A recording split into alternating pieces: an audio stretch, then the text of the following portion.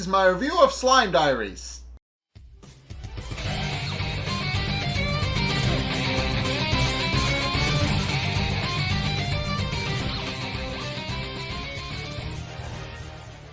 Okay, so if you guys don't know what Slime Diaries is, it's basically a spin-off anime, except not really, that's set in that time I got reincarnated as the Slime universe. It's based on that. It's all of the stories that didn't have place in the main timeline of the story.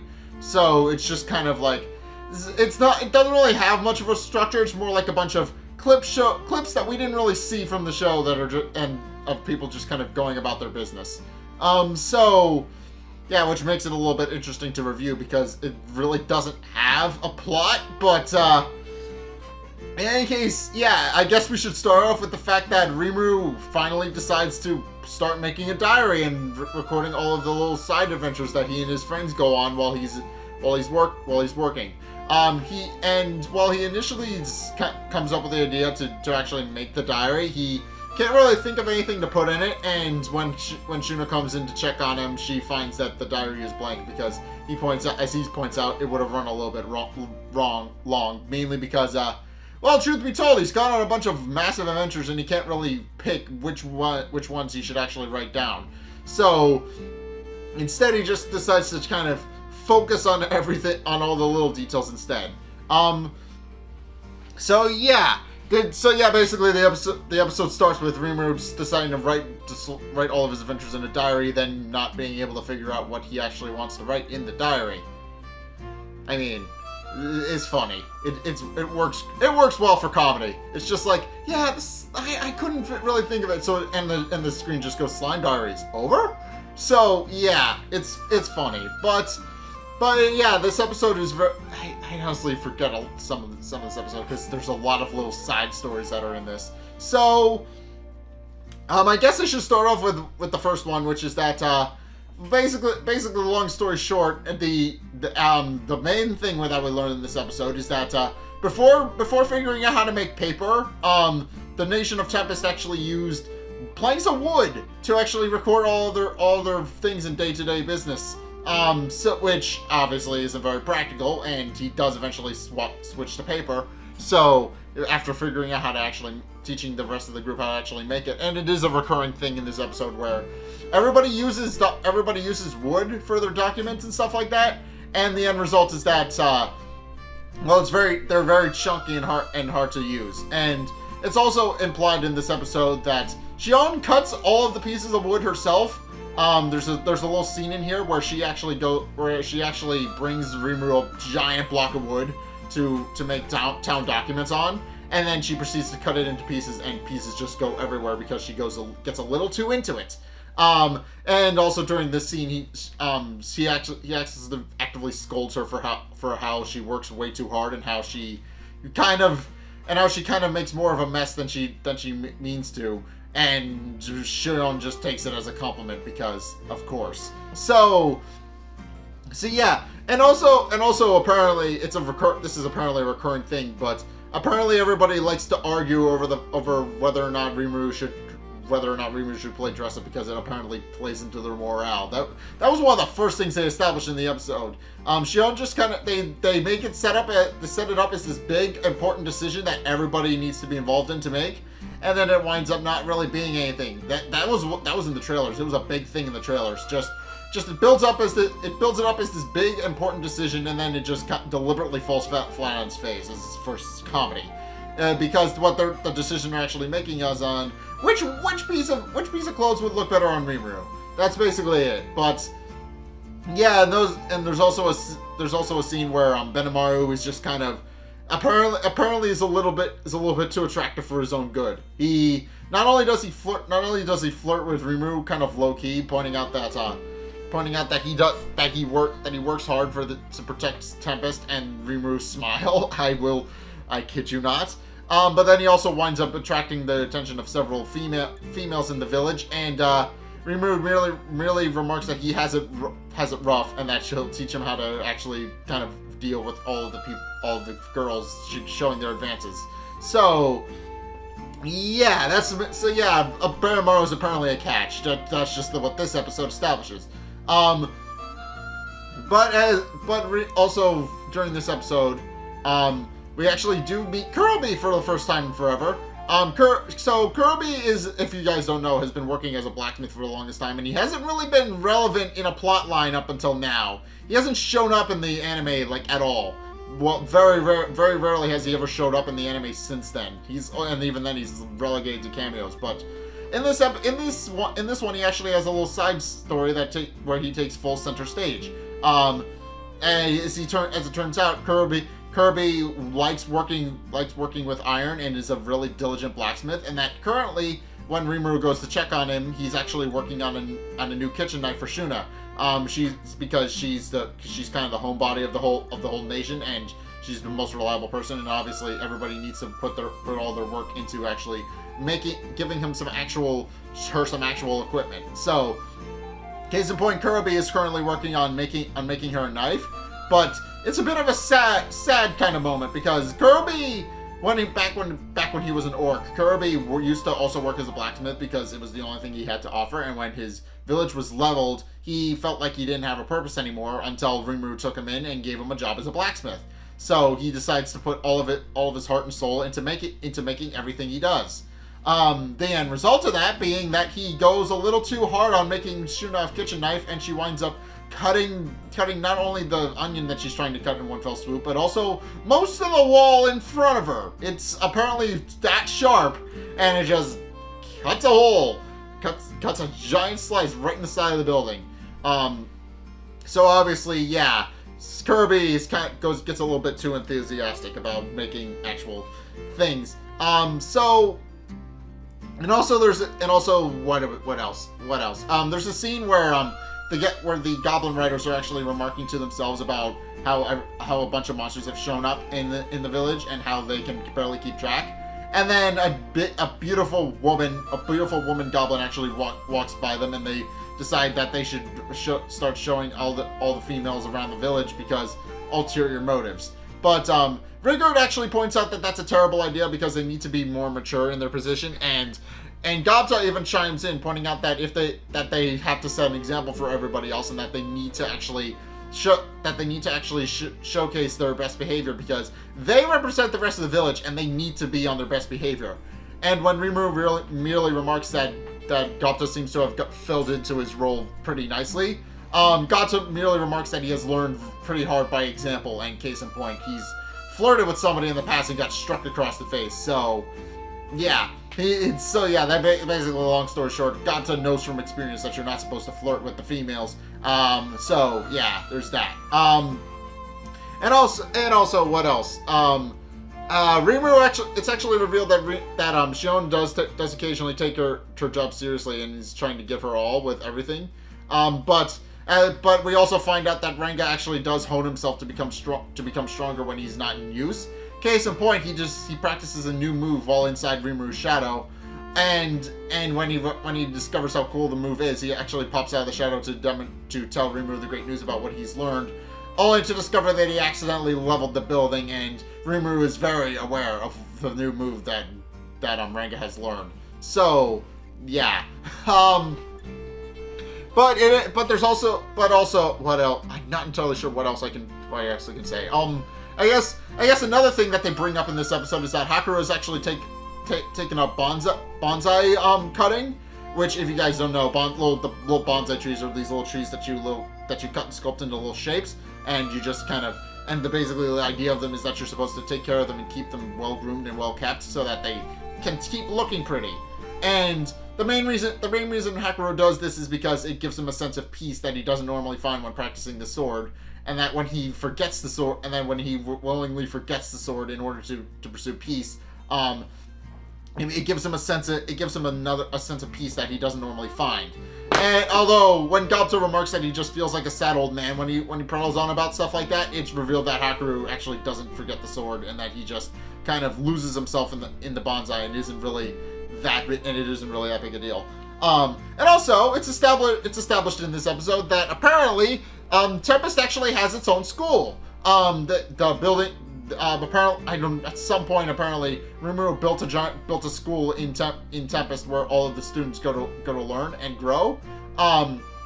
And Rimuru is apparently the one they admire most in that school because at one point while he's there for a visit, Rigurdo actually stops him and tells him that they all drew pictures of him that all basically just resemble Rimuru. But since kids aren't very good at drawing, he kind of has a bittersweet feeling about it because on the one hand he feels okay, he feels like they tried their best, but on the other hand he's like, why are they so terrible? They're just because the joke is that kids can't draw, but he admires their effort anyway, so it's cute. And what else can it? I guess the other thing I can talk about is that is about the relationship between Sui and Suka. So Sui is established as normally a real drill master. He constantly puts all of his men and women through the ranks and to become basically the secret police of Tempest. And long story short is that he's kind of a bit of a bastard when it comes to actually training his students. But Suka actually remarks that she kind of knows the truth and that she knows that he has a soft spot when other people aren't around, and that she actually does spy on him to reveal this soft spot.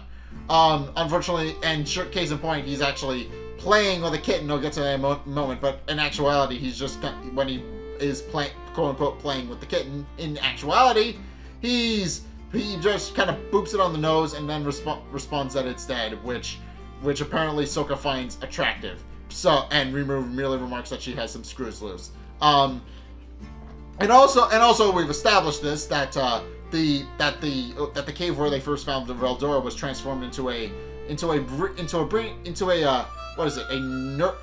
plant nursery for all the various plants that actually are used to create potions and other medical related stuff. And as we've established, the dragon youths actually work hard in there to actually make sure that they have a steady supply of potions, which is a thing that's established in the series. However, what we don't actually see is what they actually do in their free time, and apparently what they do in their free time involves a lot of musical numbers. So Gabiru is kind of the leader of the whole situation. He constantly trains everybody to actually work hard and become and get better at the musical number they're preparing for Rimuru, and Rimuru himself can't help but admire how hard they work at it, and also how weird it is to actually see them working so hard on something like that. But Rimuru is a bit of a taskmaster in that regard because he's trying to retrain them from praising him to praising Rimuru, and that's the reason why it's taking so long to actually learn the musical number, because every time they get to the part where they're supposed to praise Rimuru, they praise Gabiru by accident, and then he stops the entire thing. When Rimuru sees this, Suka merely remarks that she's sorry on her brother's behalf. So, yeah. Also, apparently we find a little bit more about slimes themselves in the series because, there's a little side story that takes a bit of a dark turn and that's set up as a bit of a joke. But basically, long story short is that slimes normally aren't found often in the winter, and that Rimuru is probably the only one because he just kind of he's a dude. He just kind of hangs out, chills out, and whatever. But when he asks some of the other residents, he asks them where all the other slimes are. And they really remark that they normally come out during the warmer seasons. And that's when the dark turn comes in, because at one point Gobta makes a joke about how they slurp them up for food and considers them a delicacy, and the rest of the cast just kind of rolls with it. At which point Rimuru realizes his life is in danger and runs, which they then backpedal on because they realize they took the joke way too far and Rimuru didn't find it funny. So they kind of just head out to try and find him.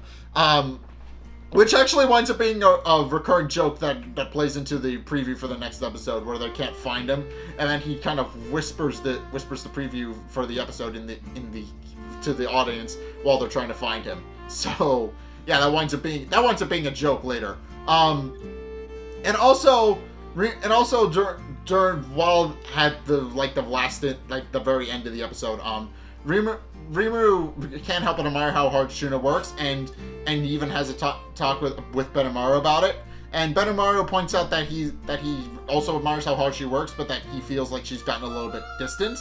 At which point Rimuru asks him what he means, and then he points out that distant isn't actually the right word. More like she's become very motherly as a result. Case in point, on one occasion and presumably several others, she has often shown up during a training exercise with Benimaru and his troops, and but basically, long story short, she just points out all of how little he actually takes care of himself to keep himself clean, and basically just shows up and embarrasses him for several minutes before leaving. Basically, long story short, she shows up with a pair of underwear and points out that he had left it on the floor. She points out how filthy his face is and cleans it for him, and then she remarks that he shouldn't stay up too late because she's making dinner. So, yeah, he's quick to point that out. At which point, Shuna herself joins the conversation and points out that it's time for them to go home. So they do. At which point, Rimuru realizes that he actually needs to go to check on Geld because apparently Geld's a bit of a workaholic and he sometimes forgets when to stop working. So Rimuru goes to check up on him and leave Shuna and Benimaru to go home. And they merely holler after him that they'll see him tomorrow. At which point he goes to get Geld and points out that tells Geld that he works too hard and that he actually needs to stop pushing himself so hard because he's kind of working himself to the bone most days. With Geld merely remarking that he just works for the sake of Tempest and for Rimuru's sake because he likes working for Rimuru and that's the best job he can have. And after hearing all of these people praising him for about a day and a half straight, Rimuru goes to Trainee's bar, which she apparently has, and voices his concerns about how he feels everybody praises him, but that how he doesn't really feel like he deserves that praise. But Trainee merely remarks that he actually gave them a purpose, and that's the reason they love him so much, because he gave them a purpose when they felt like they had none, and how because of that they all idolize him quite a bit. And Rimuru realizes that that's a big deal, but that he also realizes that he's worried that if he can continue to keep up this whole I am the person who helped you out shtick for long enough, because he feels like he isn't really deserving of that praise and that he feels like he hasn't really done all that much. And then also he asks Trainee why she's even there, because she's supposed to be looking after the forest, but she doesn't really give a clear answer as to why. She's just there. At which point Rimuru rides into town the next day and finds out that they've actually created a giant convention hall in that time and that it's finally finished. And Rigoberto merely remarks that the first thing they're going to do is celebrate all the times that he's actually made friends with all of the different races that have joined Tempest in that time. And they all begin to chime in one after another about all the different celebrations that they're having, and Rimuru really remarks that they'll celebrate them all. And that's how the episode ends, with everybody. This episode is basically to just showcase all of the different ways Rimuru has touched all of the different people in his group, and how he's given them all purpose.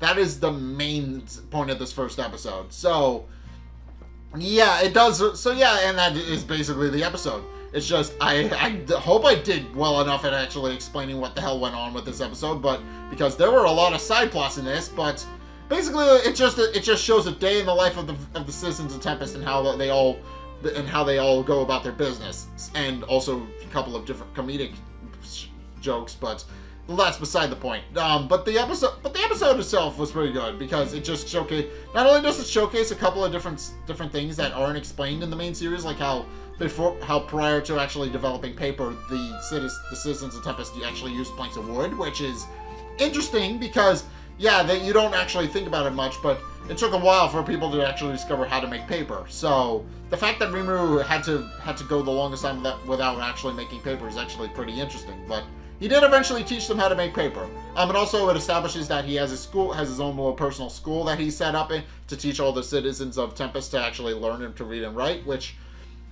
makes sense considering they have a lot of children in the town, and obviously they need to actually have some place to teach them.